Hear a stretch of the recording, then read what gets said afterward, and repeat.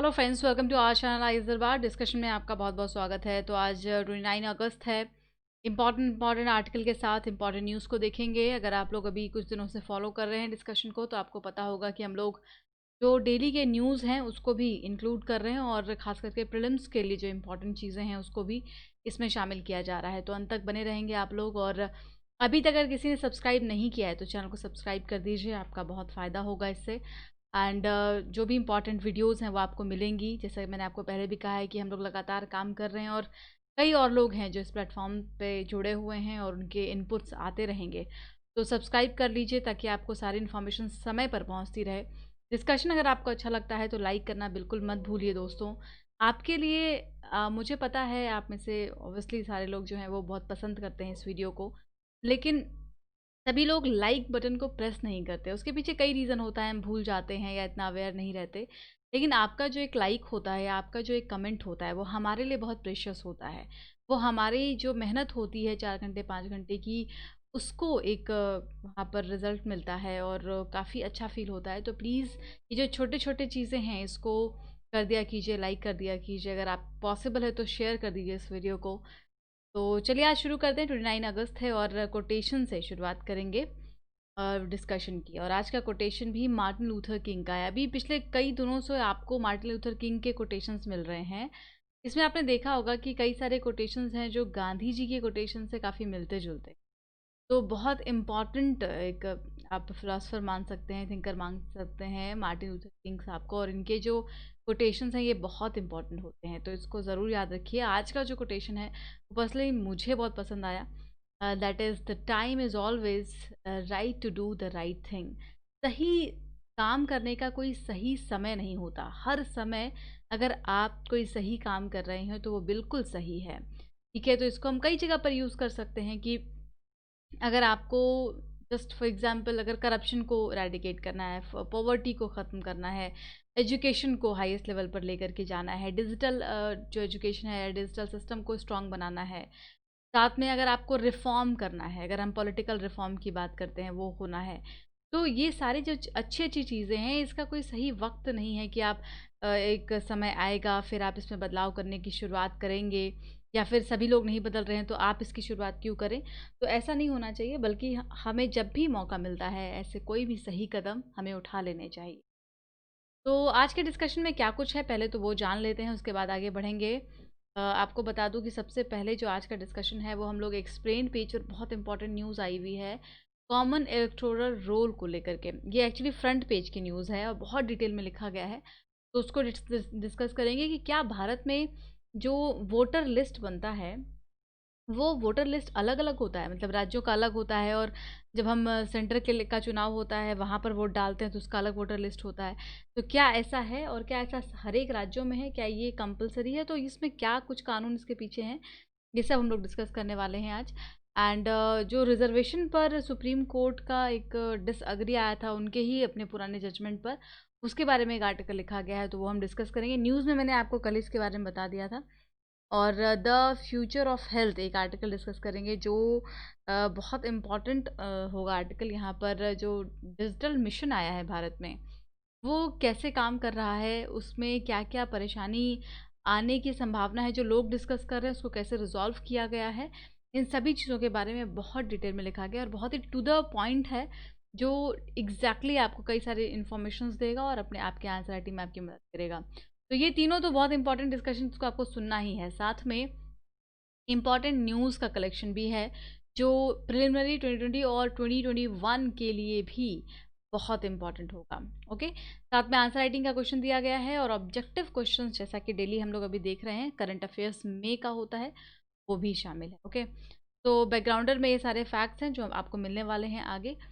तो answer writing का question आप यहीं पर देख सकते हैं। एनडीएचएम जिसका मैं अभी जिक्र कर रही थी इसके बारे में बताऊंगी डिटेल में। उस पर क्वेश्चन दिया हुआ है कि discuss in detail the objectives of NDHM, its advantages and other aspect. बहुत इंपॉर्टेंट है ये और एग्जैक्टली इन्हीं पहलुओं को हम डिस्कस करेंगे आर्टिकल में। क्या उद्देश्य है, क्या फ़ायदे हैं और कैसे इसको हर एक लोगों तक पहुंचाया जाएगा, जो सिक्योरिटी का कंसर्न है उसको कैसे एड्रेस किया गया है। तो ये सारी चीज़ें हम लोग जानेंगे डिस्कशन के दौरान। आइए शुरू करते हैं। और सबसे पहला जो हमारा डिस्कशन का पार्ट है, न्यूज़ है, वो है कॉमन इलेक्टोरल रोल से जुड़ा हुआ। Okay, now come to the point. अच्छा, सिलेबस तो मुझे लगता है आपको कन्फ्यूजन नहीं होगी। सिलेबस आपका जो आरपीए एक्ट है, जहाँ पे इलेक्शन से जुड़ी हुई सारी चीज़ें मेंशन्ड है, जीएस पेपर 2 में, पॉलिटी में, वहाँ पर आ जाएगा ये। Okay, so now come to the point, what is the news all about. तो इसके बारे में बहुत दिनों से बात चल रही है, ये जो हम इलेक्टोरल कॉमन इलेक्टोरल रोल की बात कर रहे हैं। और अभी रीसेंट न्यूज़ ये आई है कि पीएमओ यानी कि प्राइम मिनिस्टर्स ऑफिस के द्वारा एक मीटिंग किया गया है, और वहाँ पर ये क्लियर कट कहा गया है कि कॉमन इलेक्टोरल रोल बना दिए जाएं हर एक इलेक्शन के लिए, चाहे वो पंचायत का है, म्यूनसिपैलिटी का है, स्टेट असेंबली का है, या फिर वो लोकसभा का है। इसके लिए common list, common voter list होना चाहिए, कॉमन इलेक्टोरल रोल होना चाहिए। Okay, so how many types of electoral rolls we have in our country and why the distinction? Okay, तो नाउ इसमें ये जो सवाल है, इसका क्या एग्जैक्ट आंसर है, ये जान लेते हैं कि कंट्री में किस तरीके से ये डिस्टिंक्शन किया जाता है और कितने प्रकार के ये वोटर लिस्ट होते हैं। तो कई सारे राज्यों में क्या है कि जो पंचायत और म्यूनसिपैलिटी का इलेक्शन होता है। अच्छा, आपको एक डिफरेंस मालूम होगा ना कि जो हमारी इलेक्शन कमीशन ऑफ इंडिया है, ईसीआई है, वो लोकसभा का इलेक्शन कंडक्ट करवाती है, मतलब जो सेंटर लेवल का होता है। इसके बाद जो प्रेसिडेंट और वाइस प्रेसिडेंट का इलेक्शन होता है, उसको कंडक्ट करवाती है। तो इसके अलावा जो स्टेट असेंबलीज़ के इलेक्शन होते हैं, उसको भी कंडक्ट करवाती है। तो फिर आपको लगेगा कि यार फिर स्टेट इलेक्शन कमीशन का क्या काम है। तो स्टेट इलेक्शन कमीशन का काम है जो लोकल बॉडीज़ हैं, यानी कि जो पंचायत और म्यूनसिपैलिटीज़ हैं, इनका इलेक्शन कंडक्ट करवाना, इनके इलेक्शन से जुड़े हुए सारे मुद्दों को डील करती है स्टेट इलेक्शन कमीशन। ओके, तो कई सारे राज्यों में क्या है कि इसमें डिफरेंशिएशन है। तो जो स्टेट इलेक्शन कमीशन की लिस्ट है वो अलग हो जाती है, और जो स्टेट इलेक्शन कमीशन की लिस्ट है वो अलग हो जाती है। ध्यान दीजिएगा, यहाँ पर हम लोग इसको डिटेल में देख लेते हैं। इस इलेक्शन कमीशन को बनाया गया 1950 में। याद रखिएगा ये फैक्ट। कौन से आर्टिकल में आता है, आई होप ये आपको मालूम होगा। नहीं मालूम है तो चलिए फटाफट बताइए चेक करके कमेंट में कि इलेक्शन कमीशन कौन से आर्टिकल में मेंशन्ड है। तो क्या क्या जिम्मेदारी दी गई है, मैंने आपको जस्ट बताया। रिस्पॉन्सिबिलिटीज़ होती हैं जो भी पोल्स कंडक्ट होंगे, vice president, president, parliament, state assembly और एंड लेजिस्लेटिव असेंबली। ओके, तो ये और काउंसिल, याद रखिएगा, यानी लेजिस्लेटिव असेंबली एंड काउंसिल दोनों की जिम्मेदारी होती है इसी के पास। नाउ द थिंग इज़ कि अब जो ये स्टेट इलेक्शन कमीशन है वो म्यूनसिपैलिटी और पंचायत के इलेक्शन को सुपरवाइज करती है। तो क्या इनमें इलेक्शन कमीशन का कोई रोल नहीं होता है? तो यहाँ पर वो रोल निभाते नहीं हैं। इलेक्शन कमीशन जो होते हैं does not have to be coordinate with the election commission, और वो फ्री होते हैं अपने हिसाब से, मतलब उनके ऊपर ये बाइंडिंग नहीं होता कि जो स्टेट इलेक्शन कमीशन है उनको जब वो अपना इलेक्टोरल रोल तैयार करे तो उनको इसी से बात करनी ही होगी या उनको वेरीफाई कराना ही होगा। ऐसी कोई भी चीज़ बाइंडिंग नहीं होती है। हालांकि अगर इलेक्शन कमीशन चाहे तो बिल्कुल वो रिव्यू कर सकती है, लेकिन इसमें कुछ बाइंडिंग नहीं है, तो इस वजह से कई बार वोटर लिस्ट जो होते हैं वो अलग अलग बन जाते हैं। All state have the separate voter list. तो सवाल उठता है ना कि क्या लोकल बॉडीज़ के इलेक्शन के लिए हर राज्य का अपना अलग अलग वोटर लिस्ट है? नहीं, ऐसा नहीं है। ध्यान दीजिएगा, कुछ एक राज्य में सेपरेट एक्ट चलता है, स्टेट एक्ट अलग से चलता है, जिसके द्वारा कि स्टेट इलेक्शन कमीशन को गवर्न किया जाता है, और इसकी वजह से जो कुछ राज्य हैं वहाँ पर वोटर लिस्ट अलग अलग है। अदरवाइज ओवरऑल पूरे भारत में इलेक्शन कमीशन की जो वोटर लिस्ट है वही सेम स्टेट इलेक्शन कमीशन की भी है। तो एक्सेप्शन में कौन कौन से देश आते हैं, कौन कौन से राज्य आते हैं वो देख लीजिए। इसमें उत्तर प्रदेश, उत्तराखंड, उड़ीसा और असम, मध्य प्रदेश, केरला, उड़ीसा हमने देख लिया, ये सारे, अरुणाचल प्रदेश, ये सारे आते हैं, नागालैंड एंड जम्मू एंड कश्मीर जो अभी यूनियन टेरिटरी है। तो इनका जो है वो मैच नहीं करता, वो अलग है। इसके अलावा बाकी के जो राज्य हैं उन सभी का सेम है, मैच करता है। तो आई होप ये पूरा स्लाइड अब आपको क्लियर हो गया होगा। अगला सवाल देखते हैं क्या है।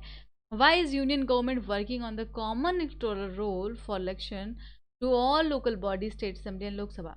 तो आखिर जब जब काम अलग अलग है, बॉडीज़ अलग अलग है, इलेक्शन अलग अलग कंडक्ट करवाया जा रहा है, तो फिर आखिर क्यों यूनियन गवर्नमेंट इस पर इतना इन्फेसाइज कर रही है? आपको बता दें कि जो बीजेपी है, यानी अभी जो प्रेजेंट सत्ता में है गवर्नमेंट, उनके मैनिफेस्टो में ये बात लिखी गई थी कि वो कॉमन इलेक्टोरल रोल को लेकर के आएंगे और अपने उसी प्रॉमिस को पूरा करने के लिए सरकार अब जुट गई है। ध्यान से देखिए, जो मैनिफेस्टो होता है उस मैनिफेस्टो में जो बातें लिखी होती हैं उसको सरकार चाहती है कि एटलीस्ट वो पूरा करे, ताकि अगली बार के इलेक्शन में डेफिनेटली वो कह सके कि हमने अपने मैनिफेस्टो में जो भी चीज़ें कही थी वो हमने पूरा किया है, क्योंकि इसी मैनिफेस्टो के आधार पर लोगों ने उनको वोट दिया है, ऐसा माना जाता है। ओके, मैनिफेस्टो मतलब जो आपके आगे के जो कार्यकाल होंगे उसमें आपने क्या तय किया है, क्या मसौदा बनाया है, क्या रूल का, गवर्नेंस का, उसके बारे में आपने बताया है लोगों को। तो इसमें है, इस वजह से वो लगी हुई है। गवर्नमेंट का क्या कहना है इसको लेकर के? गवर्नमेंट का कहना है कि जब अलग अलग वोटर लिस्ट होता है, सेपरेट वोटर लिस्ट होता है, तो इसमें क्या दिक्कतें आती हैं? Cause the duplication of essential the same task between the two different agency.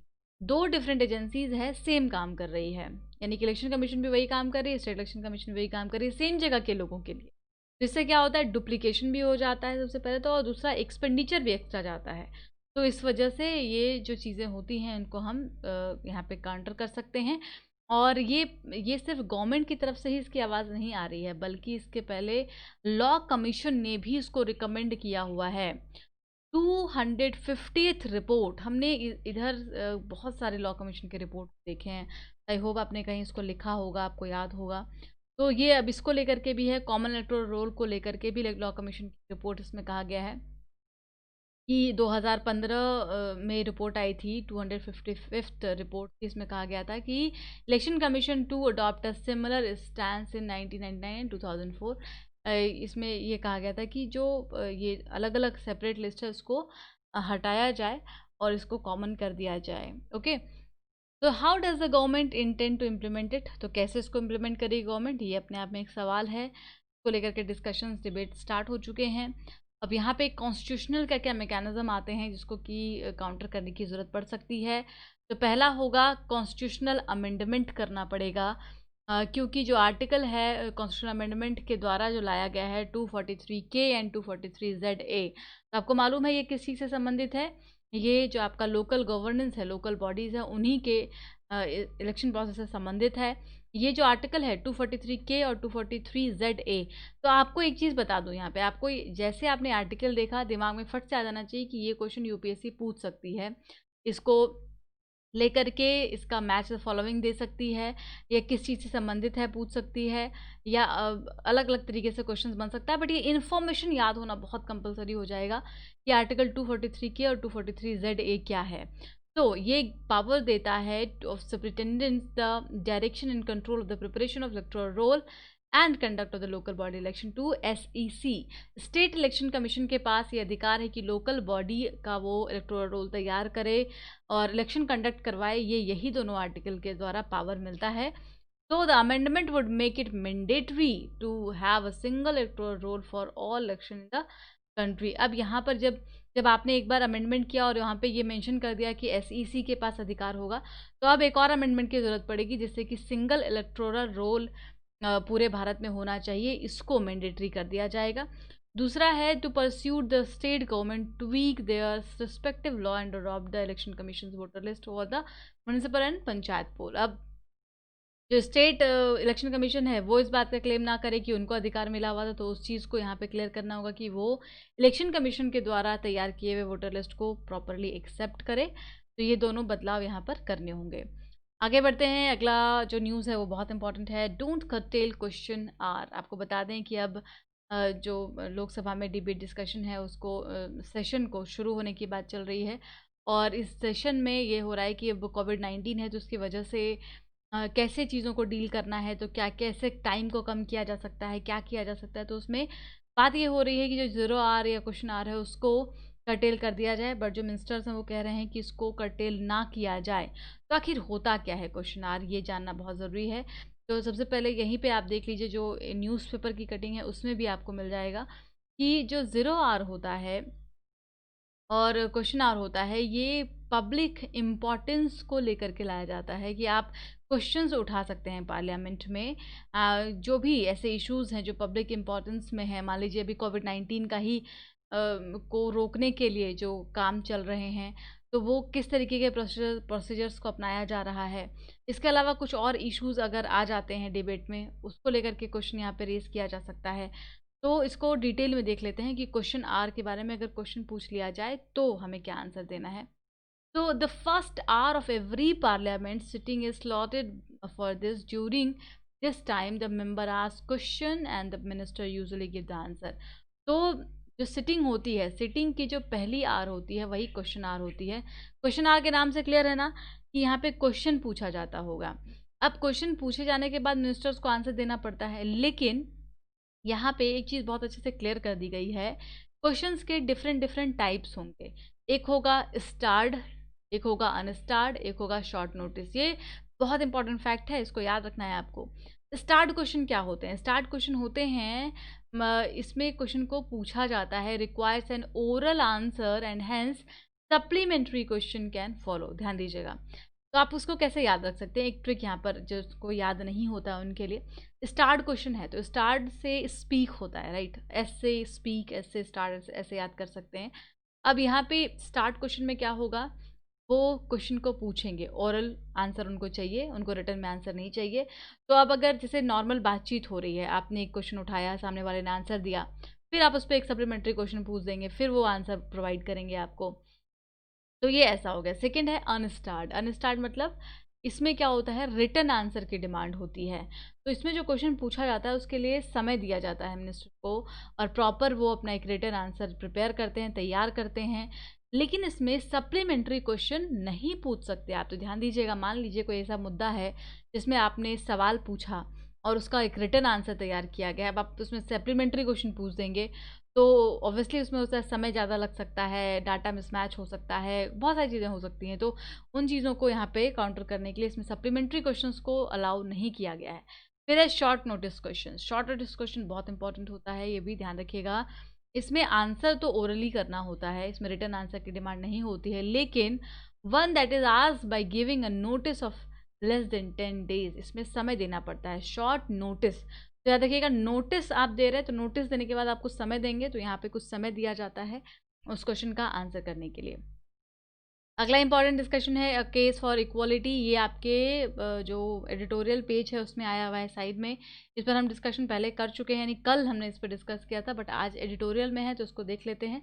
5 जज की बेंच बनी थी, आपको याद होगा, और इस पर सुप्रीम कोर्ट ने एक फैसला सुनाया है। बहुत ही बड़ा फैसला है। क्या फैसला है? उन्होंने कहा कि जो स्टेट गवर्नमेंट है, स्टेट गवर्नमेंट अब सब क्लासिफाई कर सकती है शेड्यूल कास्ट एंड ट्राइब्स की कैटेगरी को।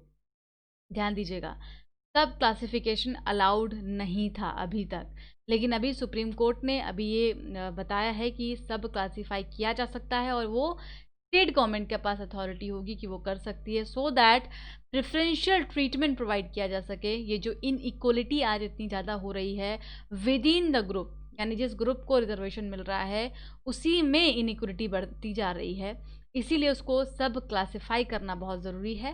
एंड इस ऐसा डिसीजन दे करके सुप्रीम कोर्ट ने अपने ही प्रीवियस जजमेंट के साथ कॉन्ट्राडिक्टरी यहाँ पर दिखाई है। 2004 में चिनैया केस जो हमने कल डिस्कस किया था, उस केस में 2004 में सुप्रीम कोर्ट ने क्लियर किया था, वहाँ पर भी 5 जज की बेंच बैठी थी, ध्यान दीजिएगा।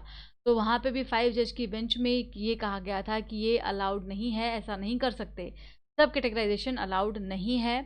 इस केस में जो SC ST का केस है उसमें अलाउड नहीं है, ये यहाँ पे क्लियर किया था। एंड इसके बाद ये भी कहा है सुप्रीम कोर्ट ने रिसेंट की अब 7 जज की एक बेंच बनाई जाए, जिसके द्वारा फिर ये जो डिसीजन है उसको बदला जाए और सब क्लासिफिकेशन को अलाउ किया जाए, बिकॉज रिजर्वेशन के वजह से जो इनइक्वलिटी को ख़त्म करने के लिए लाया गया है, और ये इनइक्वलिटी को अगर बढ़ा रहा है तो हमें इसमें बदलाव करने की ज़रूरत पड़ सकती है। Now the evidence suggested that the few cases, कुछ एक एविडेंस देखे गए हैं जहाँ पर ये पाया गया कि एजुकेशन इंस्टीट्यूशंस में, एम्प्लॉयमेंट में, काफ़ी एडमिशन वगैरह में काफ़ी ज़्यादा भेदभाव हो जाता है। And this is not surprising since the group have historically have the relative advantage access of the material sources. अब यहाँ पे जो बनाया गया था कि शुरू से जैसे जो ग्रुप की डिसएडवांटेजेस सिचुएशन में रहा है, जैसे कि लैंड हो गया, कल्चरल कैपिटल, एजुकेशन, ये सारी चीज़ों में अगर कोई जो आप कह सकते हैं कास्ट है या कोई ग्रुप है वो शुरू से वल्नरेबल रहा है, और उनको ये रिजर्वेशन देने के बाद अगर ये देखा जाता है कि वो फिर से वल्नरेबल हो जा रहे हैं, क्योंकि जो रिजर्वेशन दिया गया था उसमें ये माना गया था कि सुप्रीम कोर्ट जो एससीज हैं, शेड्यूल कास्ट कम्युनिटी है, वो होमोजीनियस कम्युनिटी है, और उसके आधार पर जो भी कानून लाए जाएंगे वो पूरे ग्रुप के लिए लाए जाएंगे। लेकिन इससे क्या हो रहा है कि जो इनइक्वलिटी का बेस है वो लगातार वाइड होता जा रहा है। इससे socio economic inequalities within the group बहुत ज़्यादा बढ़ गया है, और इसके लिए कई ऐसे राज्य जैसे आंध्र प्रदेश, तमिलनाडु, बिहार, पंजाब, हरियाणा, इन सभी ने एक सेपरेट कैटेगरी बनाने की कोशिश भी की है। और इसी में जो पंजाब हरियाणा वाला केस था, वहाँ पर इसको हाई कोर्ट ने रद्द कर दिया था कि आप सब कैटेगराइजेशन नहीं कर सकते हैं। उसी पर भी मामला सुप्रीम कोर्ट में पहुंचा था। Now the absence of state intervention, the dominance of certain caste may continue at the expense of more depressed community and diminish the emancipation potential of the reservation. But अब जो state का intervention यहाँ पे किया जा रहा है उसको बहुत ही केयरफुली इसको करने की ज़रूरत है, क्योंकि सबसे बड़ी बात क्या होती है ना, रिजर्वेशन आज के डेट में एक बहुत बड़ा पॉलिटिकल एजेंडा बन के रह गया है। तो जैसा कि हमने पहले भी आर्टिकल में डिस्कस किया हुआ है कि जब सुप्रीम कोर्ट ने कह दिया कि आप 50% से ज़्यादा रिजर्वेशन नहीं कर सकते एक राज्य में, तो यहाँ पे अब जब दोबारा से अगर एक होप दिया जाता है कि आप सब कैटेगराइजेशन कर सकते हैं, तो इससे क्या होगा कि जो पॉलिटिकल लीडर्स हैं, पार्टीज़ हैं, वो फटाफट से इसको पॉलिटिकल एजेंडा की तरह यूज़ करने लग जाएंगे। उस चीज़ से प्रोटेक्ट करना बहुत ज़रूरी है। 2007 में नीतीश कुमार की गवर्नमेंट ने भी इंट्रोड्यूस किया था महादलित कैटेगरी को। महादलित कैटेगरी में कौन कौन से दलित क्लासिफिकेशन से ही, दलित क्वालिटी ग्रुप से ही कुछ लोगों को महादलित कम्युनिटी में रखा गया था और कुछ लोगों को नहीं रखा गया था। तो इस तरीके से ये कई बार हो चुका है। और now such political opportunism only serves to discredit an instrument that has gone a long way addressing historical injustice and inequality। तो अगर इस तरीके से अपॉर्चुनिटी को देख करके पॉलिटिकल एजेंडा में इस्तेमाल किया जाएगा रिजर्वेशन का, तो वो ये जो इनजस्टिस और इनइक्वलिटी है उसको कभी ख़त्म नहीं कर पाएगी। तो इन चीज़ों से प्रोटेक्ट करना आज बहुत ज़रूरी है। तो प्रॉपर एक जो काउंटर अप्रोच है उसको अपनाना होगा लगातार। अगला न्यूज़ बहुत इंपॉर्टेंट है, प्रोजेक्ट चुनौती। प्रोजेक्ट चुनौती पूछा जा सकता है कि किस चीज़ से संबंधित है, किसके लिए लाया गया था। तो यहाँ पे प्रोजेक्ट चुनौती को लॉन्च किया है to identify 300 startups for seed funding. ध्यान दीजिएगा, स्टार्टअप्स 300 स्टार्टअप को आइडेंटिफाई किया जाएगा जो सीड फंडिंग के लिए काम करती है। स्टार्टअप्स को आइडेंटिफाई करने के लिए प्रोजेक्ट चुनौती को लाया गया है, an effort to consolidate Indian startup and ecosystem. MeitY ministry जो है, ministry of electronics information technology के द्वारा इसको लॉन्च किया गया फ्राइडे को, जिसमें कि जो 300 स्टार्टअप्स हैं which will be provide the seed fund up to 25 lakh and other facilities as well. तो ये बहुत इंपॉर्टेंट एक स्टेप है गवर्नमेंट के द्वारा। And to select the startup will be provide the human resources, legal intellectual property rights, ये सब इसमें शामिल रहेंगे। And the startup selected through the चुनौती will be provided the various support from the government. जो चुनौती प्रोजेक्ट के अंतर्गत चुने जाएंगे स्टार्टअप्स, उनको software technology park of India के थ्रू काफ़ी ज़्यादा सपोर्ट्स प्रोवाइड किया जाएगा। ये इस पूरे न्यूज़ में है। तो याद रखना है प्रोजेक्ट चुनौती किस चीज़ से संबंधित है। अगला आर्टिकल डिस्कस करने जा रहे हैं, the future of health. Harshvardhan ji ने इसको लिखा है और काफ़ी अच्छी अच्छी बातें इसमें लिखी गई है। The national digital health mission के बारे में। नेशनल डिजिटल हेल्थ मिशन पर न्यूज़ तो हम पहले भी डिस्कस कर चुके हैं, आई डोंट नो आपको याद है कि नहीं, पर चलिए यहाँ पे देखते हैं इसके सारे इंपॉर्टेंट फैक्ट्स को, अभी हमें सब रिवीजन हो जाएगा। तो एक बहुत बड़ा कदम ये राइटर बता रहे हैं कि नेशनल डिजिटल हेल्थ मिशन जो है भारत के लिए एक बहुत ही बड़ा कदम और एक गेम चेंजिंग पॉलिसी की तरह है। It will revolutionise the effect of the government enhancing effective health service delivery and help realise prime minister Narendra Modi vision providing health care services to every citizen. प्रधानमंत्री का वो विजन, इसमें कहा गया कि हर लोगों के पास जो हेल्थ की सुविधा है वो मिलेगी। इसके लिए एक बहुत बड़ा कदम है ये नेशनल डिजिटल मिशन। और इसमें जो प्रिंसिपल अप्रोच है वो क्या है, हेल्थ फॉर ऑल, इंक्लूसिबिलिटी। याद रखिएगा इसको, ये सारे की टर्म्स हैं जो हमें बहुत काम आएंगे। इंक्लूसिविटी मतलब हर एक स्टेटस तक पहुंचना, लोअर स्टेटा तक पहुंचना। एक्सेसिबिलिटी, लोग अच्छे से एक्सेस कर पाएँ हेल्थ अपॉर्चुनिटीज़ को, अफोर्ड कर पाएँ, जो बहुत इंपॉर्टेंट है भारत में। एजुकेशन यानी कि अवेयरनेस, इससे जुड़ा हुआ अवेयरनेस एम्पावर किया जाएगा, wellness, portability, privacy and security, तो ये सारी चीज़ें इसमें लाई गई हैं। तो एक NDHM जो है एक नेसेसरी बैकबोन की तरह होगा हेल्थ सेक्टर के लिए। एंड इसमें कई सारी एप्लीकेशंस हैं, जैसे कि हेल्थ आईडी हो गई, DigiLocker, health facility registry, personal health records, telemedicine and e pharmacy. ये सारे ना कीवर्ड्स हैं, ये सारे कीवर्ड्स हमें याद रखने हैं। मेंस का जब आंसर राइटिंग आप करेंगे तो वहाँ पर आपको इन कीवर्ड्स का यूज़ करना है। और प्रीलिम्स में भी कुछ भी पूछा जा सकता है, डिजी लॉकर के बारे में आपको पूछ लेंगे, टेलीमेडिसिन किस चीज़ से संबंधित है, क्या है, ये पूछ लेंगे आपसे। ठीक है, तो ये पर्सनल हेल्थ रिकॉर्ड से जुड़े हुए जो डाटा वगैरह है वहाँ से क्वेश्चन बन सकता है। तो इसमें ओवरऑल ये क्या कहा जा रहा है कि NDHM जो है वो उसका क्या पर्पस है, उसको किस पर्पस के लिए लाया गया है। तो इसका पर्पस तो बहुत सारा है। सबसे पहले तो हर एक लेवल तक पहुंचना, भारत में लोगों को सशक्त बनाना।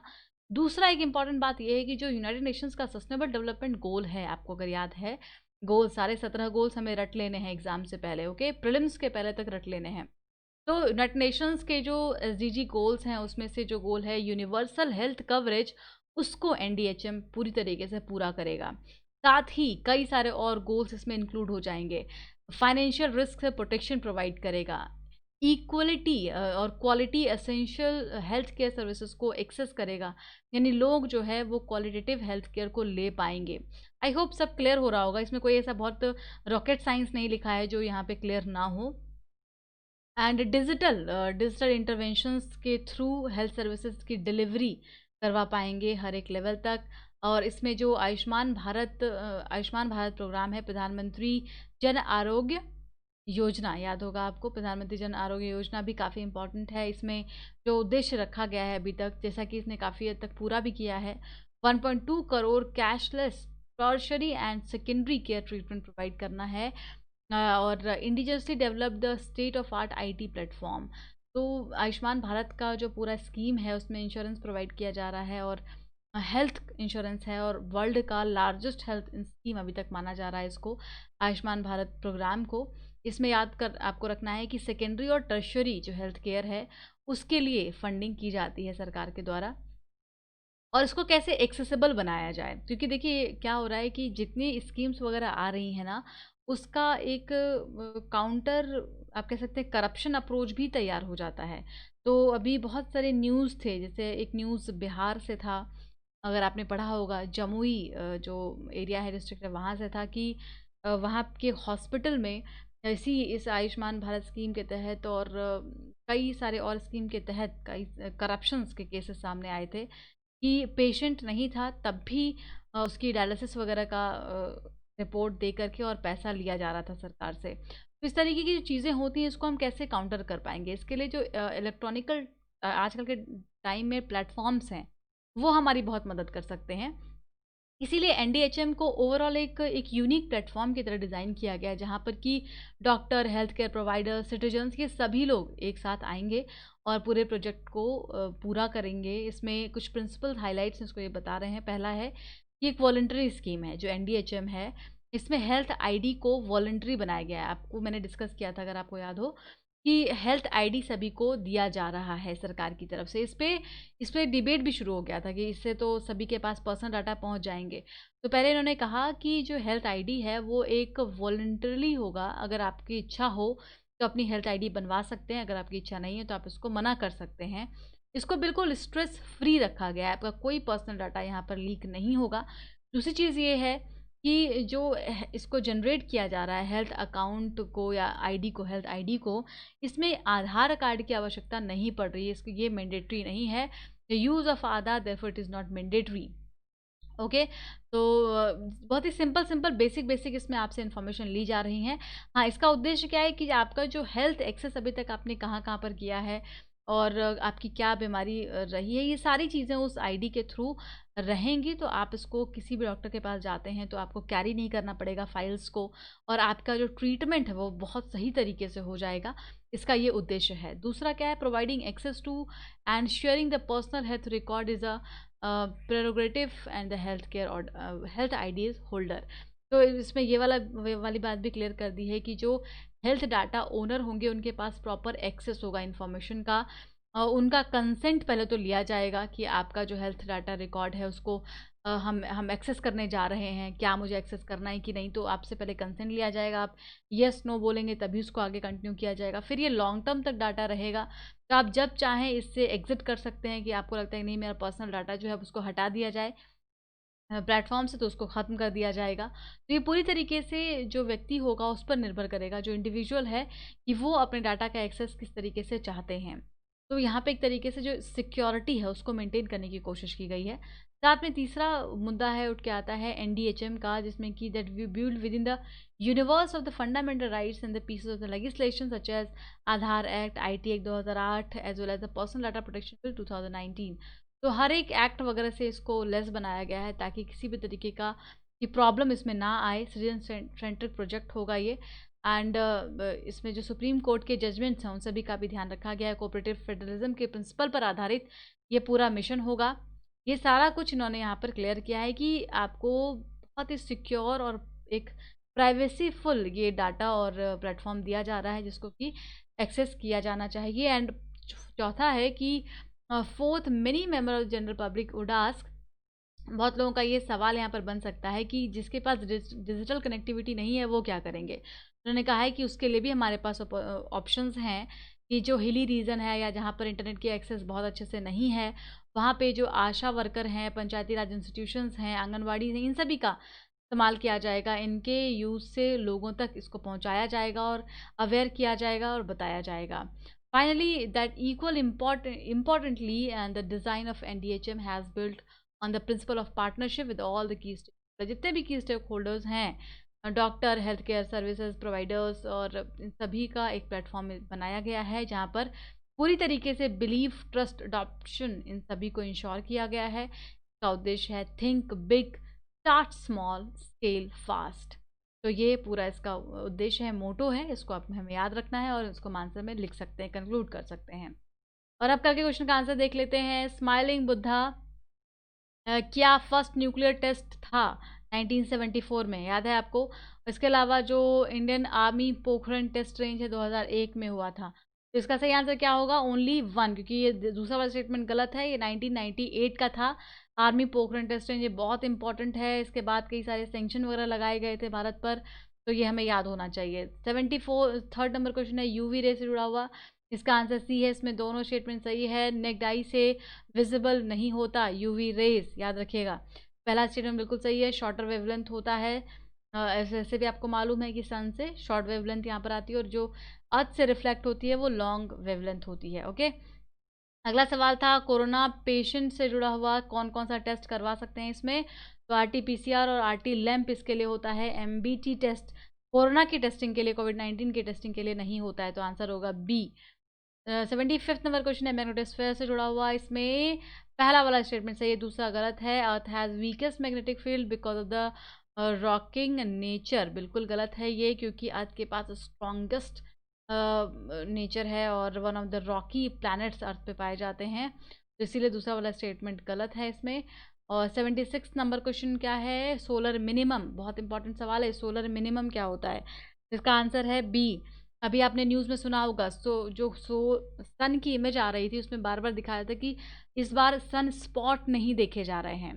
सन स्पॉट क्या होता है? वो जो ब्लैक ब्लैक कलर का धब्बा होता है, बेसिकली सन स्पॉट एक ऐसा एरिया होता है सन पर जो अपने सराउंडिंग्स एरिया से थोड़ा कूल होता है, कंपेरेटिव, राइट? कूल का मतलब वो कूल नहीं होता, वो कंपेरेटिव कूल होता है सराउंडिंग रीजन से, तो इसीलिए वो ब्लैक कलर के स्पॉट में विजिबल होता है। और वो स्पॉट्स इस बार नहीं देखा गया बहुत समय तक, इसीलिए इसको सोलर मिनिमम नाम दिया गया है। इसका आंसर बी होगा। 77 नंबर क्वेश्चन है राइस ऑफ मणिपुर से जुड़ा हुआ, कि इसको अभी रिसेंटली जीआई टैग मिला है, तो बिल्कुल मिला है, और इसको चैक हाउ कहा जाता है, याद रखिएगा, काफ़ी इंपॉर्टेंट है, क्वेश्चन बन सकता है।